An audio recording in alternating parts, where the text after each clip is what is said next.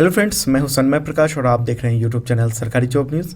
आज 3 अप्रैल है और 3 अप्रैल के जो भी करंट अफेयर्स हो सकते हैं वो सारे इस वीडियो में हैं। तो आप इसे लाइक ज़रूर करना और शेयर अपने दोस्तों को करना। तो शुरू करते हैं बिना देर किए हुए। क्वेश्चन होगा 100 युद्धपोत डिलीवर करने वाला पहला भारतीय शिपयार्ड इनमें से कौन सा है। इंपॉर्टेंट क्वेश्चन है क्योंकि पहली बार किसी भारतीय शिपयार्ड ने 100 युद्धपोत को डिलीवर कर दिया है। तो इसका आंसर है garden rich ship builders and engineers, short में कहेंगे इसे GRSE। ओके, और जो 100वां युद्धपोत है वारशिप है उसे नेवी को डिलीवर किया गया है, इंडियन नेवी को, और उसका नाम है वारशिप का INLUCL-56। ओके, ये जो GRSE है, ये जो कंपनी है वो सार्वजनिक क्षेत्र की डिफेंस कंपनी है। मिनी रत्न कंपनी की भी इसको जगह दी गई है। ओके, अगला क्वेश्चन है किस राज्य की कंधमाल हल्दी को विशिष्ट भौगोलिक पहचान के लिए भौगोलिक संकेतक यानी GI टैग प्रदान किया गया है। आंसर होगा इसका ओडिशा।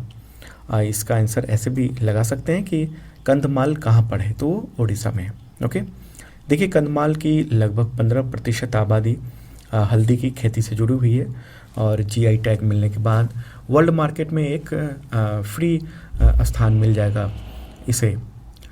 इसके अलावा बताऊं कि कंधमाल हल्दी के उत्पादन में किसानों के द्वारा किसी तरह का कीटनाशक का प्रयोग नहीं किया जाता है। अगला क्वेश्चन होगा इसरो ने भारतीय rocket polar satellite launch vehicle यानी PSLV C-45 द्वारा 1 अप्रैल 2019 को DRDO के किस भारतीय इंटेलिजेंस सैटेलाइट सहित 28 विदेशी नैनो सैटेलाइट को सफलतापूर्वक लॉन्च किया है। देखिए क्वेश्चन थोड़ा लंबा है लेकिन इम्पोर्टेंट बात यह है कि किस भारतीय इंटेलिजेंस सैटेलाइट को लॉन्च किया गया है। तो इसका आंसर होगा एमीसैट। ओके, एमीसैट बहुत उपयोगी है भारत के लिहाज से, डिफेंस के लिहाज से, दुश्मन के रेडार की जानकारी देगा और अंतरिक्ष में इसे भारतीय जासूस कहेंगे हम। एमीसैट का जो वजन है वो 436 किलोग्राम है और खासियत क्या है उस पर भी नज़र डाल लेते हैं। तो दुश्मन के रेडार की जानकारी दे देगा, इलेक्ट्रोमैग्नेटिक स्पेक्ट्रम की माप करेगा और इसका जो मुख्य उद्देश्य है ख़ास तौर पे पाकिस्तान और चीन की जो सीमा पर इलेक्ट्रॉनिक गतिविधियों पर नज़र रखना है। भारतीय सीमाओं पर उपग्रह, रडार और सेंसर पर ये निगाह रखेगा, मतलब जो भारत की सीमाएं हैं वहाँ पर क्या एक्टिविटी हो रही है रडार की, सेंसर्स की, उस पर ये नज़र रखेगा। अगला क्वेश्चन है अंतर्राष्ट्रीय क्रिकेट परिषद यानी ICC द्वारा जारी ताज़ा लिस्ट के अनुसार कौन सा देश ICC टेस्ट चैंपियनशिप रैंकिंग में लगातार तीसरे साल पहले स्थान पर है। तो मुझे लगता है आपको पता होगा क्योंकि पिछले 2 बार से इंडिया पहले स्थान पर रहा है। तो तीसरी बार भी इंडिया पहले स्थान पे है। अभी हाल ही में नई रिपोर्ट जारी की गई है। अगला क्वेश्चन है हाल ही में किस राज्य के लिए आतंक मॉनिटरिंग समूह की स्थापना को मंजूरी दी गई है। तो इसका आंसर होगा जम्मू एंड कश्मीर। देखिए केंद्रीय गृह मंत्रालय ने इसकी स्थापना की घोषणा कर दी है और इसका मुख्य उद्देश्य क्या है। तो जम्मू कश्मीर जो आतंकवाद है उसे जो फाइनेंस किया जा रहा है और आतंकी गतिविधियाँ वहाँ जो चल रही हैं उस पर लगाम लगाना है इसका उद्देश्य। ये जो आतंक मॉनिटरिंग समूह है उसके टोटल मेंबर 7 होंगे और इसके चीफ होंगे जम्मू कश्मीर के ADG यानी एडिशनल डायरेक्टर जनरल पुलिस के। इसमें इंटेलिजेंस ब्यूरो, CBI, NIA, केंद्रीय प्रत्यक्ष कर बोर्ड और केंद्रीय अप्रत्यक्ष तथा सीमा शुल्क बोर्ड के प्रतिनिधि भी शामिल होंगे। और क्या काम होगा इसका, तो आतंकवादी गतिविधियों के जो समर्थक सरकारी कर्मचारी हैं उनके विरुद्ध यानी उनके अगेंस्ट कार्रवाई करना। और ये जो समूह है वो जो हम पहले भी बताया मैंने कि फाइनेंस जो कर रहे हैं आतंकवादियों को उस पर भी कंट्रोल करेगा, उनकी जांच करेगा कि ये कौन लोग उसमें शामिल हैं और नेता भी अगर शामिल हैं तो उनको भी चिन्हित किया जाएगा। अब अगला क्वेश्चन लेते हैं स्लोवाकिया की पहली महिला राष्ट्रपति कौन निर्वाचित हुई हैं। तो इसका आंसर है जुजाना कैपुतोवा। वो 15 जून 2019 को राष्ट्रपति पद की शपथ लेंगी, चुनाव जीत गई हैं और उदारवादी प्रोग्रेसिव स्लोवाकिया पार्टी की सदस्य हैं। उनका जो बैकग्राउंड है वो सोशल वर्क का रहा है। इसी से जुड़ा हुआ कुछ इम्पोर्टेंट बातें आपको बता दूं। ये जानना आपके लिए अच्छा रहेगा कि प्रेजेंट टाइम में किस किस देश में महिला राष्ट्राध्यक्ष हैं, जैसे राष्ट्रपति, प्रधानमंत्री, स्टेट काउंसलर, चांसलर वगैरह वगैरह। तो पड़ोसी देश से ही शुरू करते हैं। शेख हसीना है बांग्लादेश, वहाँ प्रधानमंत्री हैं। विद्या देवी भंडारी वो नेपाल में राष्ट्रपति हैं। आंग सान सू की म्यांमार में वो स्टेट काउंसलर हैं। एंजेला मर्केल जर्मनी की चांसलर है। थेरेसा मे ब्रिटेन में प्रधानमंत्री है। सेलोम जुरा बिश्वली वो जॉर्जिया की राष्ट्रपति हैं। सहले वर्क जवदे वो इथोपिया की राष्ट्रपति हैं। कैटरीन जक बदोतिर वो आइसलैंड की प्रधानमंत्री है। जेसिंडा अर्डन वो न्यूजीलैंड की प्रधानमंत्री हैं। और कोलिंदा ग्राबर वो क्रोएशिया की राष्ट्रपति हैं। ये इम्पॉर्टेंट जानकारी थी। मुझे लगा कि आपको जो महिला राष्ट्राध्यक्ष हैं उनके बारे में इंफॉर्मेशन दे दी जाए, क्योंकि इसी से जुड़ा एक क्वेश्चन अभी मैंने पुटअप किया था। आगे बढ़ते हैं। क्वेश्चन होगा कि मियामी ओपन के फाइनल मुकाबले में किसने जॉन इंसर को हराकर खिताब जीत लिया है? इसका आंसर है रोजर फेडरर।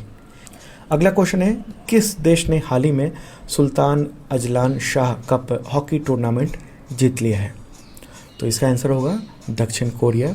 और दक्षिण कोरिया ने इंडिया को हराया है और इंडिया 5 बार विजेता रह चुका है, लेकिन इस बार वो चूक गया। दक्षिण कोरिया की हॉकी टीम ने फाइनल में पेनल्टी शूटआउट में भारत को 4-2 से पराजित किया है।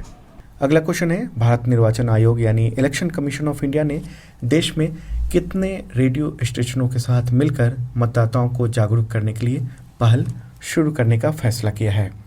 तो इसका आंसर होगा 150। आगे बढ़ते हैं। हाल ही में किस भारतीय को क्रोएशिया के सर्वोच्च नागरिक सम्मान Grand Order of the King of Tomislav से सम्मानित किया गया? तो इसका आंसर है रामनाथ कोविंद राष्ट्रपति। वो क्रोएशिया की यात्रा करने वाले पहले भारतीय राष्ट्र प्रमुख हैं। क्रोएशिया का जो ये सर्वोच्च सम्मान है वो राष्ट्र प्रमुखों को उनके महत्वपूर्ण योगदान के लिए दिया जाता है। ओके, क्रोएशिया की राजधानी क्या है? आप कमेंट बॉक्स में ज़रूर बताइए मुझे। देखता हूँ मैं कितने लोग इसका जवाब दे पाते हैं। अगला क्वेश्चन है, sky tracks world airport awards 2019 के अनुसार भारत का सबसे स्वच्छ हवाई अड्डा कौन सा है? यहाँ सबसे स्वच्छ हवाई अड्डे की बात हो रही है इस अवार्ड में। तो इसका आंसर होगा इंदिरा गांधी अंतर्राष्ट्रीय हवाई अड्डा दिल्ली में। देखिए, सिंगापुर के जो चांगी हवाई अड्डा है वो विश्व का सबसे बेहतरीन हवाई अड्डा चुना गया है। चांगी एयरपोर्ट ने ये खिताब लगातार 7वीं बार जीता है। दूसरे स्थान पर कौन रहा है? तो Tokyo international airport Haneda. Okay, इस हवाई अड्डे को विश्व का सबसे बेहतरीन घरेलू हवाई अड्डा और विश्व का सबसे स्वच्छ हवाई अड्डा भी चुना गया है। और भारत का सबसे स्वच्छ हवाई अड्डा कौन चुना गया है? तो इंदिरा गांधी अंतर्राष्ट्रीय हवाई अड्डा। अगला क्वेश्चन है, इंडियन ओपन बैडमिंटन टूर्नामेंट 2019 के दौरान पुरुष एकल वर्ग के विजेता कौन बने? आंसर है विक्टर एक्सेल्सन, वो डेनमार्क के हैं। देखिए, इंडियन ओपन बैडमिंटन टूर्नामेंट 2019 का जो आयोजन है वो 26 मार्च से 31 मार्च 2019 तक दिल्ली के केडी जाधव इंडोर हॉल में हुआ था। ये भी आपको ध्यान में रखना है। ओके, विक्टर ने भारत के श्रीकांत किदम्बी को हराकर ये टूर्नामेंट जीता है। मतलब सेकेंड स्थान पर श्रीकांत किदम्बी रहे। अगला क्वेश्चन इसी से रिलेटेड है, इंडियन ओपन बैडमिंटन टूर्नामेंट 2019 के दौरान महिला एकल वर्ग की विजेता कौन बनी? इसका आंसर है रैट चनोक इंतानॉन, वो थाईलैंड की रहने वाली हैं। ओके, थाईलैंड की खिलाड़ी हैं। आगे भी पुरुष युगल वर्ग में किसने जीता है? तो ली यांग और वांग ची लिन ने। महिला युगल वर्ग में विजेता रही हैं ग्रेसिया युलू और होंग देपिंग, वो चीन से हैं। अगला क्वेश्चन लेते हैं, प्रसिद्ध हिंदी साहित्यकार और सामाजिक कार्यकर्ता रमणिका गुप्ता का निधन 27 मार्च को हो गया है, तो उनकी प्रसिद्ध आत्मकथा का नाम क्या था? इम्पॉर्टेंट क्वेश्चन है और काफ़ी प्रसिद्ध वो आत्मकथा है। इसका आंसर है हादसे और अपहुदरी। रमणिका गुप्ता थी, वो 89 ईयर की थी, दिल्ली में निधन हुआ उनका। उन्होंने स्त्री विमर्श पर काफ़ी काम किया था। इसके अलावा आदिवासी और दलित साहित्य में उनका काफ़ी योगदान रहा है राइटिंग में। तो ये था करंट अफेयर्स। कल से 6 बजे ये एक्यूरेट आपको मिल जाएगा करंट अफेयर्स। आज थोड़ी देर हुई है। इसके बाद आप जो ग्रुप डी रेलवे का और एनटीपीसी उसके लाइव क्लासेस आप देख सकते हैं, ज्वाइन कर सकते हैं। इसकी तैयारी कराई जाएगी लाइव। ओके, तो अब कल फिर मिलेंगे।